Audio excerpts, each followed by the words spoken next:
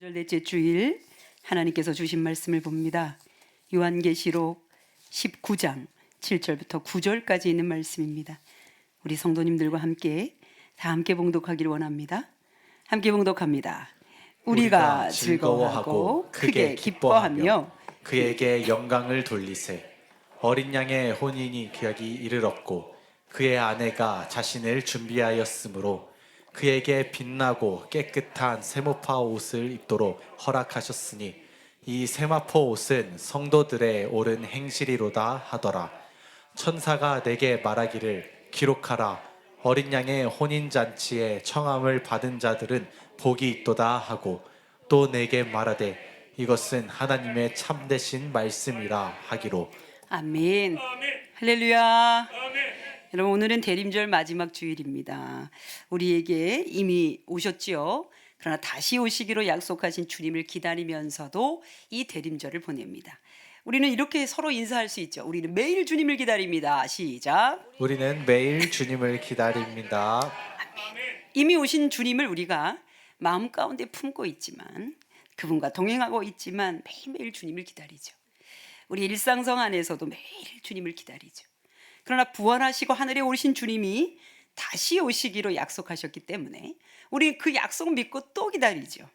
그래서 지금 기다리고 있는 예수님은 이미 오신 예수님이지만 다시 오실 예수님, 그래서 재림하실 예수님을 기다리는 거죠.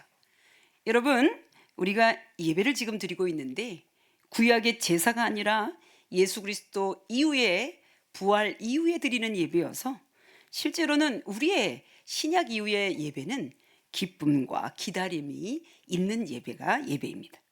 오늘도 우리는 그 예배를 지금 드리고 있는데 여러분이 지금 움직이지도 못하고 거룩한 모양새를 하고 다 앉아 계시단 말이에요. 그런데 여러분, 세상이 주지 못하는 기쁨이 우리 안에 있거든요. 그 기쁨 가지고 지금 예배를 드리고 있습니다. 그래서 성경은 예배를 그래서 잔치라고 표현해요. 여러분, 잔치 참 좋잖아요. 파티잖아요, 파티. 왜냐하면 우리 그리스도인들은 부활의 믿음을 가지고 살고 있기 때문에 어둠과 죽음을 깨뜨리고 통과할 수 있는 믿음을 가지고 예배를 드려요. 그게 얼마나 강력하고 얼마나 기쁘고 즐겁냐고요. 그러나 이것을 잔치로 표현하는 것이 아주 딱 맞다라는 생각을 하게 됩니다. 특히 이 예배는 우리의 일상생활을 잠시 멈추고 거룩으로 들어가는 잔치의 자리입니다. 잘 기억하세요. 우리의 일상 안에 있지만 일상을 잠시 멈추고 거룩으로 들어가는 자리인 거예요. 왜냐하면 잠시 여러분 스탑하고 지금 말씀 가운데, 예배 가운데 있어요. 개성이 강한 한 남자 배우가 이런 인터뷰처럼 이야기를 나누는 프로그램을 한번 봤습니다. 제가 자세히 본 이유는 저 사람이 뭘 좀 아는데 라고 생각했던 어떤 포인트가 있어서 그래요. 아마도 천주교 신자였던 그 남자 배우는 초등학교 4학년 때 어느 날 성당문을 탁 열었는데 그 캄캄하고 어둑하지만 아주 거룩해 보이는 성당에 그 가운데 빛이 있고 긴 사제복을 입은 멋진 사제가 하나 서 있었다는 거예요. 상상해 보십시오. 어둡고 그러나 아주 고요하고 거룩해 보이는 성당의 문을 쫙 열었는데 가운데 빛이 쫙 비치고 저처럼 긴 가운을 입은 사제가 이렇게 서 있는 겁니다. 초등학교 4학년이 그때의 황홀감을 맛본 거예요. 난 꼭 사제가 되고 말 거야. 열심히 준비합니다. 그러나 어느 날 중학교쯤 됐는데 좋아하는 여학생이 생겼어요. 사람들한테 물었어요. 사제가 되면 여학생을 좋아하면 안 되는 거야? 안 되는 거야. 그래서 포기했대요. 그리고는 20대, 10대를 방황하는 중이었는데 무언가 하고 싶었는데 방황만 하는 거죠. 그때도 방황하는 중에 도대체 자기가 뭘 하고 살아야 되는가 이렇게 방황하는 중에 어느 날 한 극단이 있는 극장을 간 거예요. 문을 탁 열었습니다. 어둡고 컴컴한 공간입니다. 그러나 무대 한가운데에 빛이 딱 있습니다. 거기에 연극 배우 하나가 열심히 연극을 하고 있더래요. 어디서 본 잔상이다. 내가 초등학교 4학년 때 나의 꿈을 불러일으켰던 그 거룩함, 그때 그 신비감, 이거다.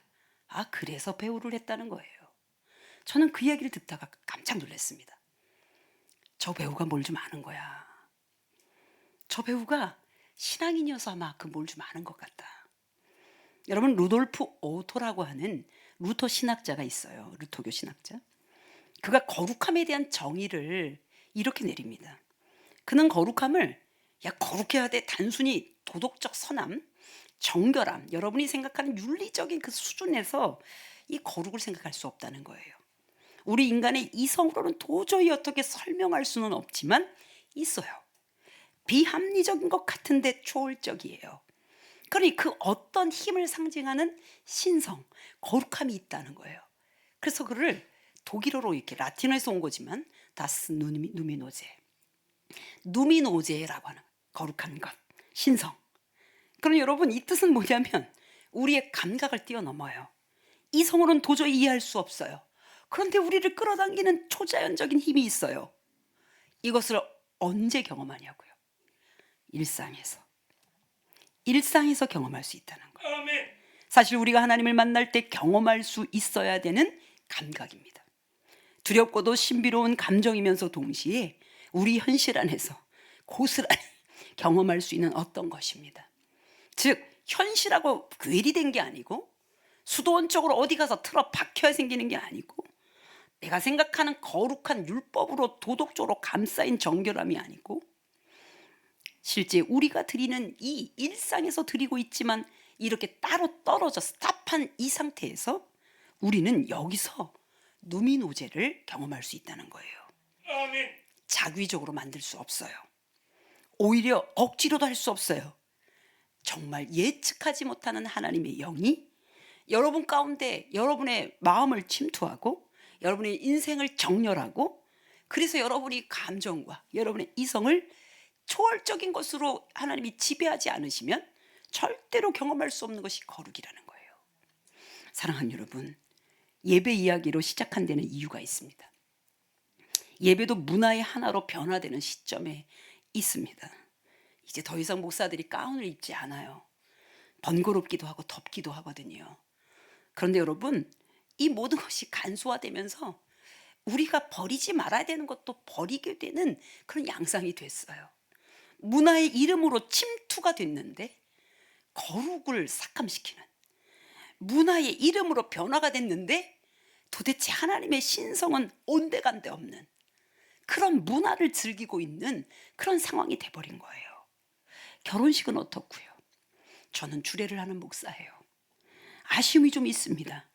결혼식만큼은 정말 왁자지껄한 파티 분위기지만 그래서 우리가 함께 사랑하는 사람들이 모여서 신랑 신부를 축복하고 있지만 이 일상 안에 있는 이 모든 것 안에서 그래도 거기 안에서 진짜 누미노제를 거기서 진짜 거룩함을 경험할 수 있게끔 하는 거.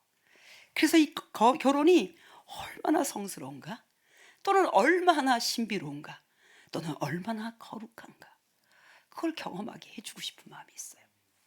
그런데 여러분 목사가 할 수 있는 게 아니라 그분은 전적으로 우리 하나님의 영이 하시는 거지만 여러분 이런 겁니다. 우리의 거룩함이 일상이 되는 삶 또는 거꾸로 우리의 일상이 거룩함이 되는 삶 그걸 경험할 수 있는 첫 번째는요 사실 예배예요. 결혼하지 않은 사도 바울은 그의 서신서 에베소서 5장에서 결혼에 대한 언급을 해요. 그리고는 동시에 그 결혼은 소위 교회와 그리스도와의 신비로 언급해요. 32절에서 이렇게 말합니다. 이 비밀이 크도다. 나는 그리스도와 교회에 대하여 말하노라.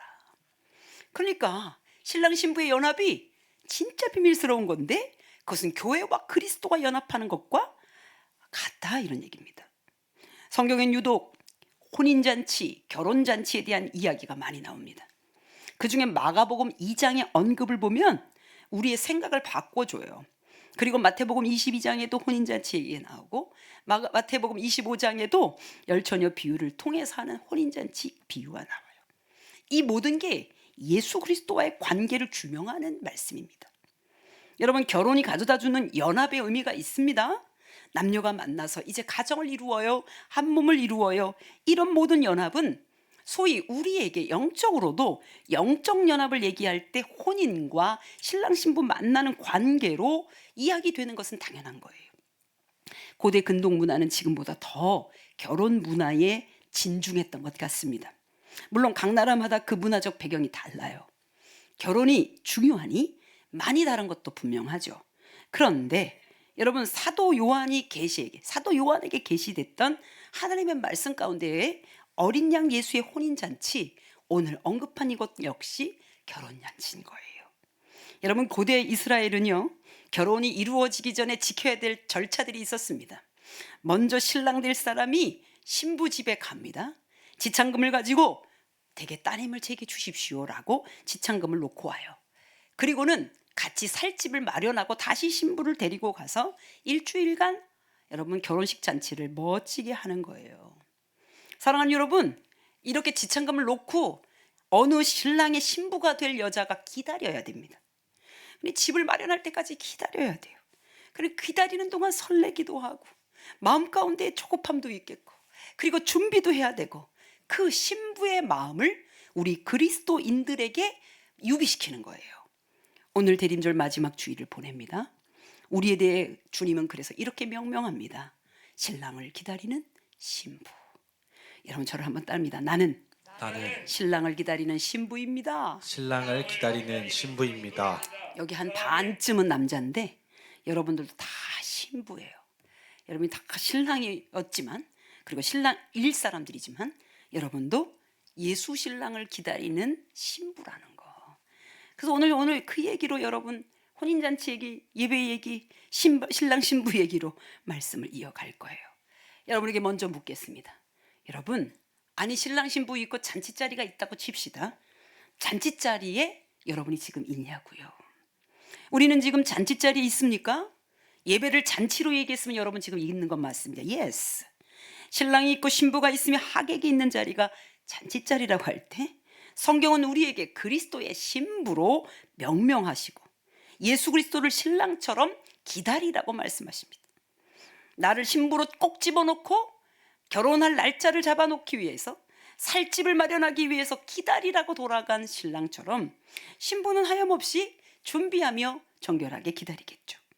이미 복음서 곳곳에서 예수님은 우리를 묘사할 때 신랑을 기다리는 신부로 말하고 있다고 말씀드렸어요. 물론 혼인잔치에 초대받은 손님으로도 표현됩니다. 그런데 혼인잔치를 말씀하시면서 의외로 예수님이 잔치에 대한 생각을 바꿔주시는 내용이 마가복음 2장에 나와요. 마가복음 2장 18절부터 20절, 전도사님과 여러분이 같이 읽어주십시오. 요한의 제자들과 바리새인들이 금식하고 있는지라 사람들이 예수께 와서 말하되, 요한의 제자들과 바리새인의 제자들은 금식하는데 어찌하여 당신의 제자들은 금식하지 아니하나이까? 예수께서 그들에게 이르시되, 혼인집 손님들이 신랑과 함께 있을 때에 금식할 수 있느냐? 신랑과 함께 있는 동안에는 금식할 수 없느니라. 아멘. 소위 금식 논쟁으로 불리어지는 본문이긴 하지만, 이때 예수님께서 바리새인들의 반박에, 또 사람들의 반박에 말씀하신 비유예요. 아마도 유대인들이 일주일에 2번씩 금식하는 날이 그날이었던 것 같습니다. 레위가 이제 예수님과 제자들을 초청해서 밥을 대접해요. 열심히 드시고 계셨습니다. 근데 사람들이 술렁거립니다. 야야야, 이 금식하는 날 아니야?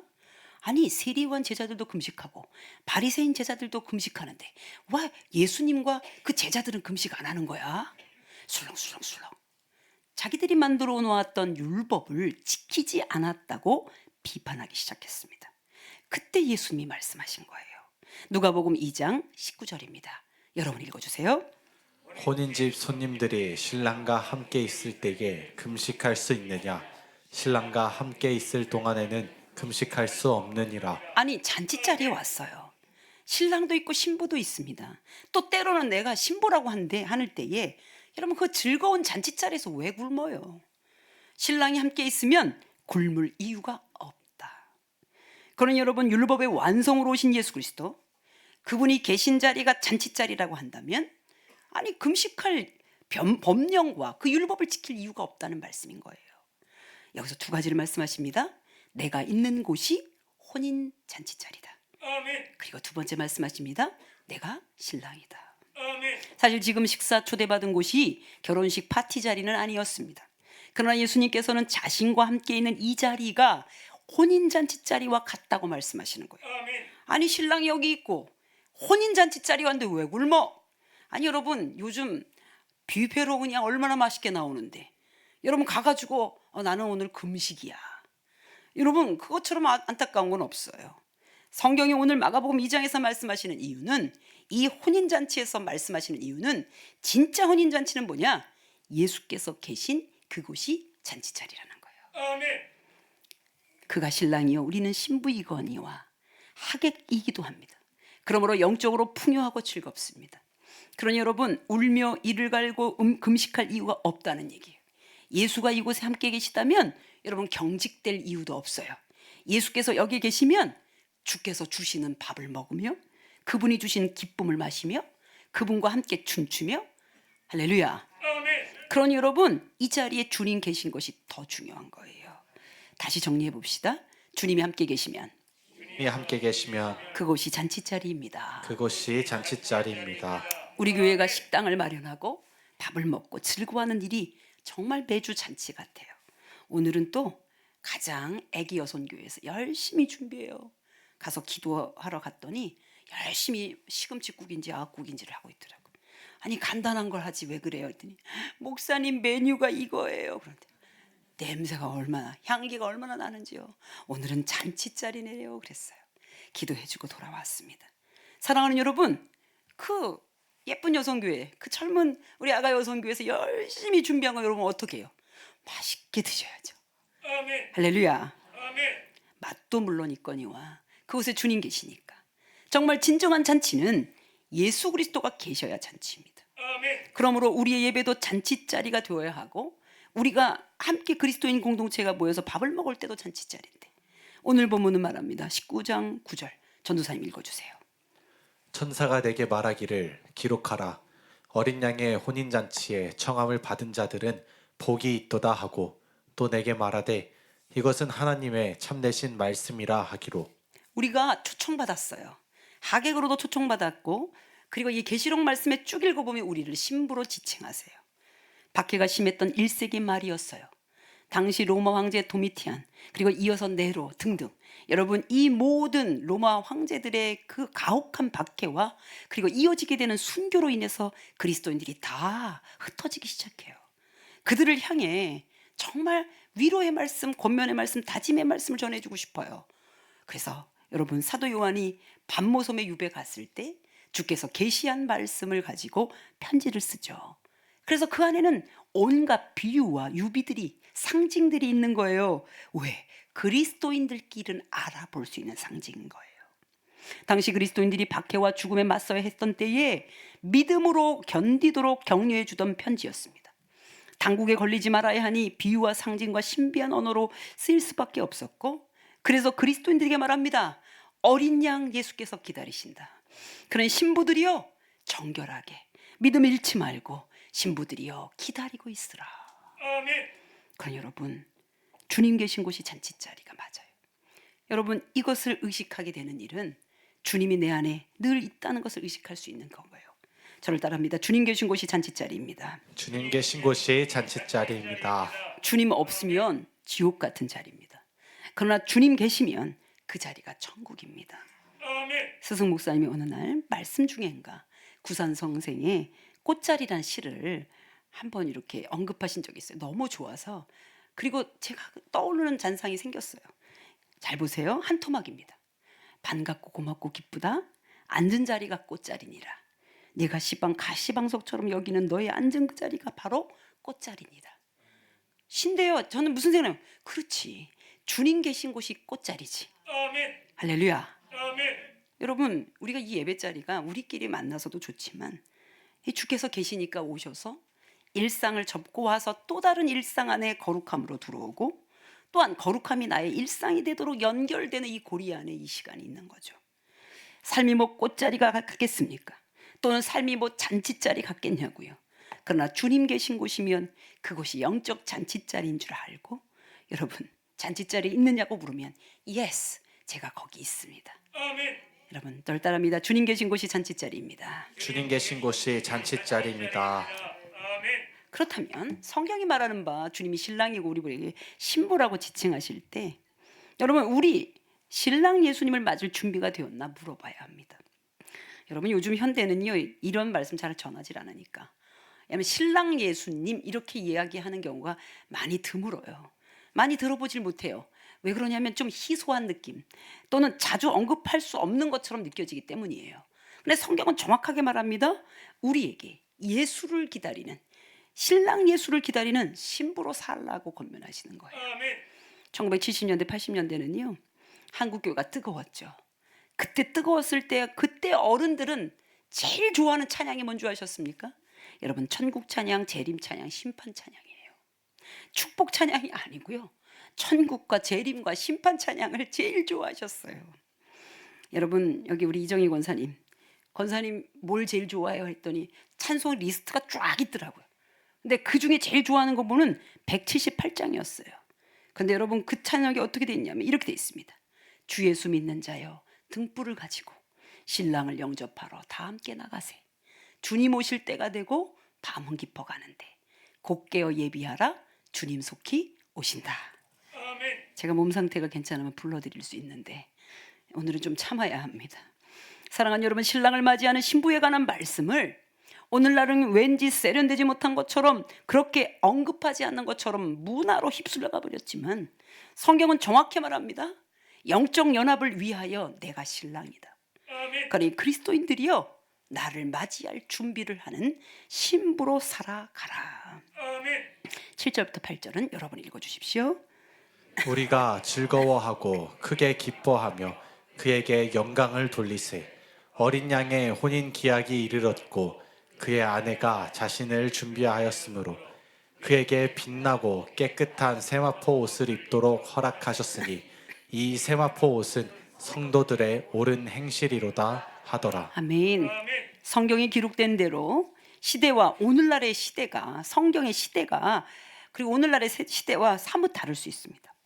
예수 그리스도와 우리와의 관계를 혼인 관계로 설정하고 있는 이 대목은 신랑과 신부가 연합하듯 그리스도와 우리가 영적으로 연합하기를 원하는 말인 거예요. 그래서 요한복음 내내 내가 너희 안에 너희가 내 안에, 주님 안에 있는 연합으로도 설명합니다.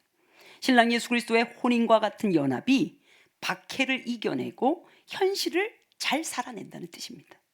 에베소서 5장의 비유로 말하면 그리스도인이 신부이며 동시에 교회가 신부입니다. 우리 주님의 교회는 그리스도의 신부예요. 우리는 잘 다듬어지고 기다리고 또 정결하게 참고 기다리고 있어야 돼요. 그러므로 우리가 믿음 가지고 생활한다고 할 때 우리는 그리스도와 신비한 연합을 가져야 되는 그 삶을 사는 신부라는 것을 여러분 잊지 않게 되시기를 주님으로 축복합니다. 근데 신부들이 입는 옷이 있어요. 오늘 본문으로 말하면 세마포 옷, 준비된 세마포 옷을 입는데요. 여러분, 저희 교회도 지금 집사님 2가정이 결혼식이 준비되어 있습니다.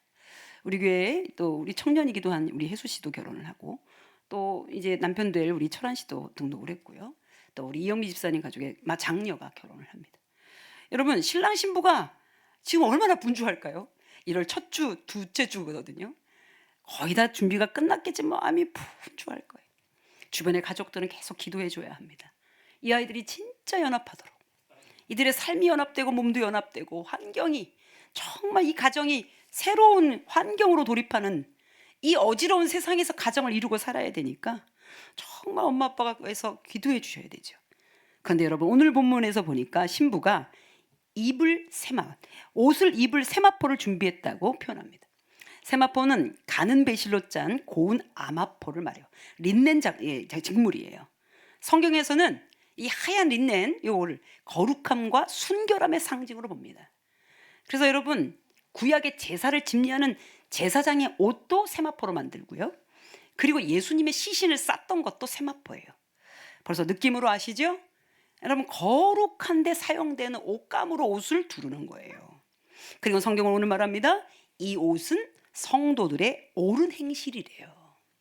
빛나고 깨끗한 세마포 옷이 여러분 성도들의 옳은 행실이라고 하니까 여러분의 머리가 빡 돌라요. 도덕적 윤리적인 건가? 아니요. 그리스도의 의를 옷 입고 여러분 주님 앞에 신부로 서야 되는 걸 말해요. 오늘 깜짝 놀랐네요. 오늘 박미라 권사님이 기도하시는데 제 설교를 미리 들은 것 같은 기도를 하셔가지고 깜짝 놀랐어요. 오늘 내용을 그대로 하신 거예요. 그리스도의 옷을 입고 우리가 거룩한 신부로 준비되는 겁니다. 여러분 저를 따라합니다. 신부가 입는 누가 입는 특별한 옷이 있다. 특별한 옷이 있다. 우리가 갖춰야 된다고요. 성도가 갖추어 입어야 할 옷이 있다는 뜻입니다. 성도들의 옳은 행실을 의미할 때, 즉 우리는 예수 그리스도를 주님으로 영접하며 그를 힘입어 그의 의로 산다고 할 때 성도들의 옳은 행실은 곧 그리스도를 입는 거예요. 그분의 의를 옷으로 입는 거라고요. 그러니 그 옷을 준비하라는 겁니다. 여러분 아무거나 입는 게 아니고요. 여러분 우리 드레스 입는 것처럼 우리 신부들이 입는 옷을 입고 준비하라는 거지요. 그러므로 우리의 생각이 도덕적, 윤리적 또는 율법주의적 행위에 머무는 게 아니라 예수 그리스도의 의로 구원의 옷을 입고 예수 그리스도 그 진리의 옷을 입고 그 말씀의 옷을 입어서 준비하라는 얘기입니다.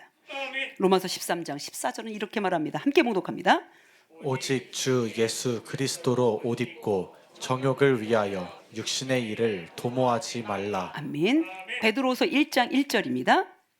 우리 하나님과 구주 예수 그리스도의 의를 힘입어 동일하게 보배로운 믿음을 우리와 함께 받은 자들. 여러분 성경이 표현하고 있는 모든 표현 안에 보면 이 표현들이 다 여러분 다 꿰어지게 되어 있습니다. 우리 세마포를 하나님이 준비한 세마포를 입고 이제 신랑을 맞이하는데 이거는 성도들의 옳은 행실이라고 말씀하시지만 실제로는 성도들의 옳은 행실은 그리스도로 인하여 생긴 삶, 그리스도의 의를 덧입고 일어난 삶을 이야기합니다. 여러분이 지금 그 삶을 살고 있다고요. 그러므로 우리가 이 대림절에 주님을 기다리며 준비해야 할 것은 그리스도의 신부로 정결한 옷을 입고 준비하며 기다리는 겁니다.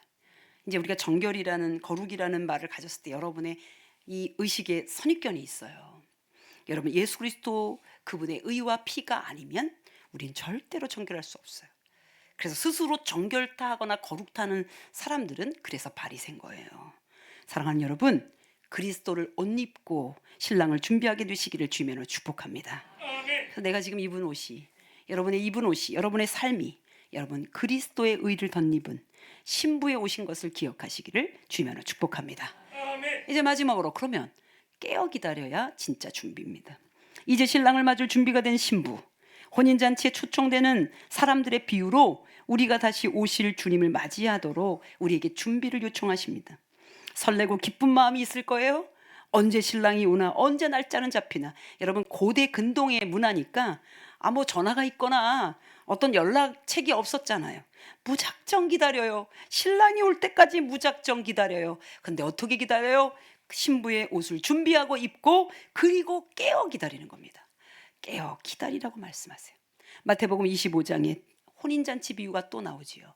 10처녀 비유 가운데 10명의 신부 들러리가 나오는데 5명은 깨어있지 못하여 참여하지 못하고 나머지 5명은 깨어있어 기름을 준비하여 혼인잔치에 참여하게 돼요.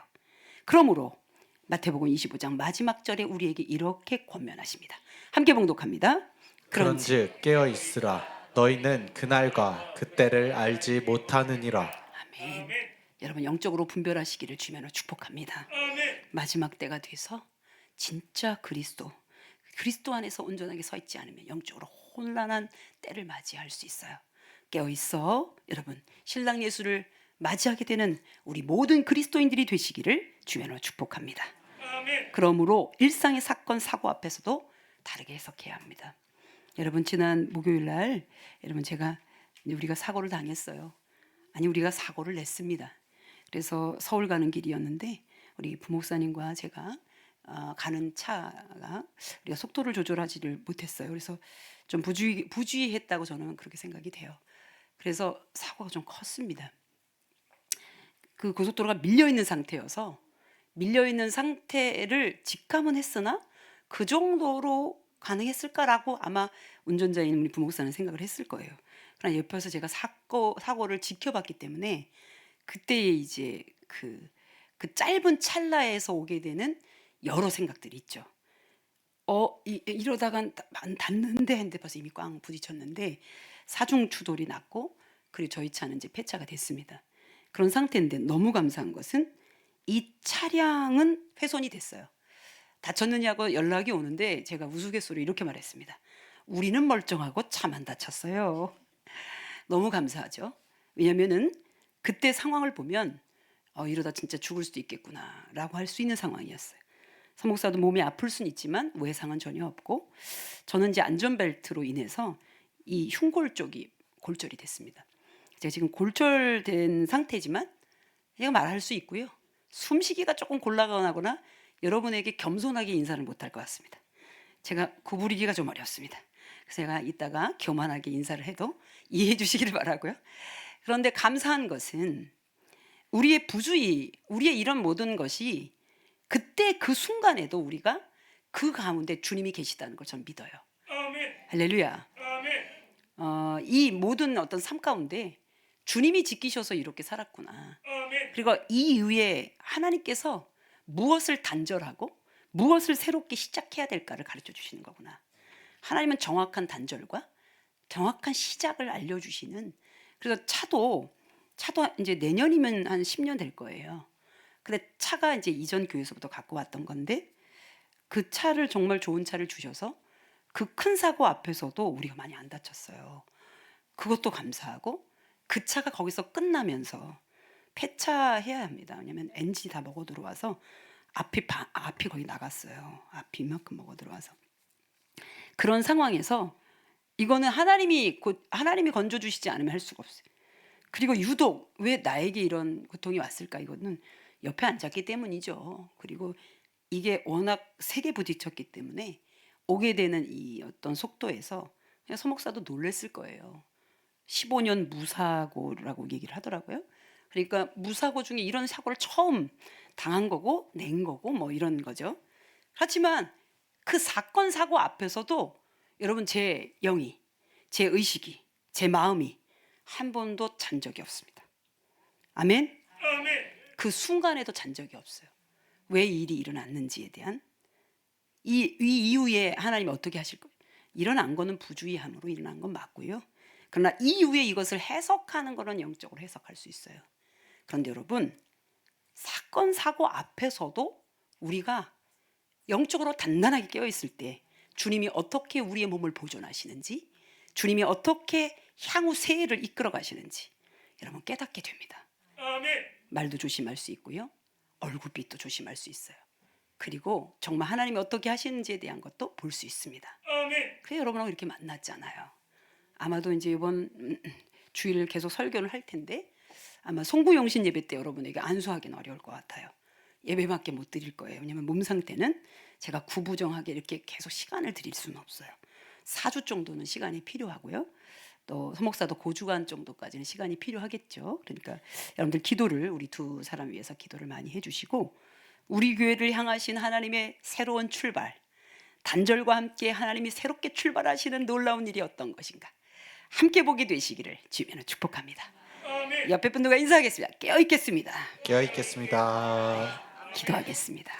거룩하신 하나님, 깨어있게 하시니 감사합니다. 아멘. 그 어떤 일 앞에서도 우리 주님의 거룩하심과 주의 놀라우신 은총과 또한 거룩하신 하나님의 말씀의 역사를 보게 하셨사오니 감사합니다. 아멘. 끊을 것은 끊게 하시고 아멘. 나아갈 것은 나아가게 하여 주옵소서. 아멘. 그리하여 신랑을 맞이할 신부의 모양, 다른 더러운 옷을 입는 게 아니라 세마포 옷을 입고 그리스도로 옷 입고 기다릴 수 있도록 날마다 역사하여 주옵소서. 아멘. 예수 그리스도의 이름으로 기도합니다.